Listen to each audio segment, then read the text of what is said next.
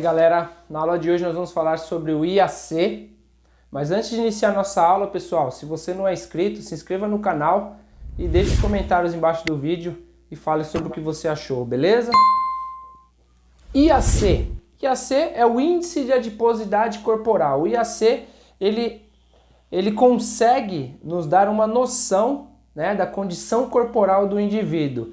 Nós já falamos aqui sobre o RCQ, relação cintura-quadril, já falamos sobre o IMC, índice de massa corporal, e hoje nós vamos falar sobre o índice de adiposidade corporal. E vou explicar para vocês a diferença e por que hoje, né, o IAC vem sendo mais usado do que o IMC ou o RCQ.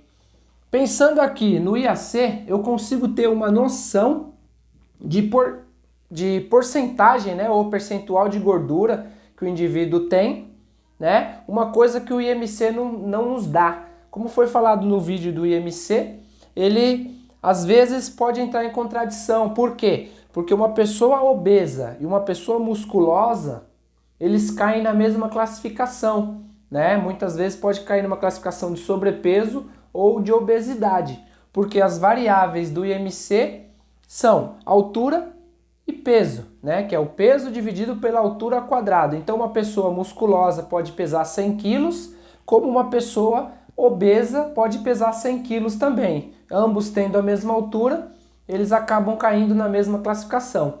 O IAC, ele consegue, né, ter essa variável pensando em porcentagem de gordura, que consegue diferenciar o indivíduo musculoso e o indivíduo, por exemplo, né, o indivíduo musculoso e o indivíduo obeso.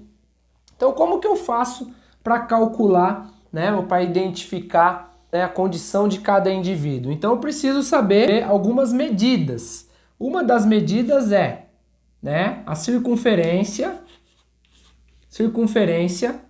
do quadril.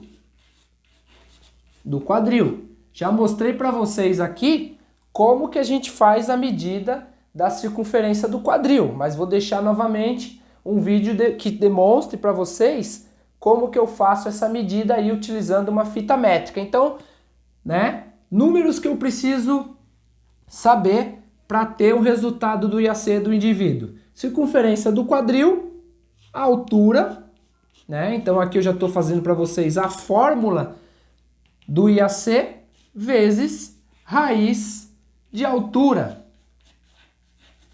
menos 18, tá? Então aqui eu vou usar uma colinha, né?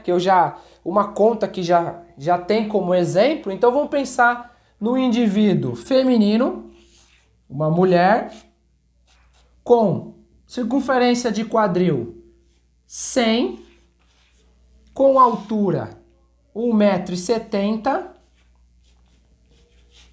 né? 1,70 m menos 18. Então, o IAC desse indivíduo, né, o IAC dessa pessoa, vai dar o resultado de 27,126, tá? Então, isso aqui é uma decoreba, né, de uma conta. Então, vai dar esse valor aqui. Dentro da tabela que vai determinar se a pessoa está com adiposidade normal, sobrepeso ou obeso, pensando aqui, ó, no indivíduo feminino, né? O indivíduo feminino, esse resultado aqui de IAC entra como adiposidade normal. Então, a pessoa que tem 100 de cintura, 1,70 m do sexo feminino, o resultado do IAC dela vai dar 27,126 e dentro da classificação da tabela, que eu já vou passar para vocês no final do vídeo, vocês vão identificar essa tabela, entra como adiposidade normal. Então, as variáveis, né, cintura, circunferência de quadril e altura, nós já falamos. Então vocês podem ver que aqui é uma junção de IMC com RCQ, porque eu pego a altura, que eu vou utilizar no cálculo do IMC, e a circunferência do quadril, que eu utilizo lá no RCQ. Bom, pessoal, como eu já falei para vocês, essas variáveis aqui, elas podem dar uma noção, né? Elas podem dar uma noção de como está a condição corporal de cada indivíduo com maior precisão, porque ela consegue captar, né, o percentual de gordura aí do indivíduo, e aí não entra, né, em tanto conflito uma pessoa musculosa como uma pessoa obesa, porque a variável de percentual de gordura ela vai diferenciar se a pessoa está com adiposidade normal, sobrepeso ou obeso. Beleza?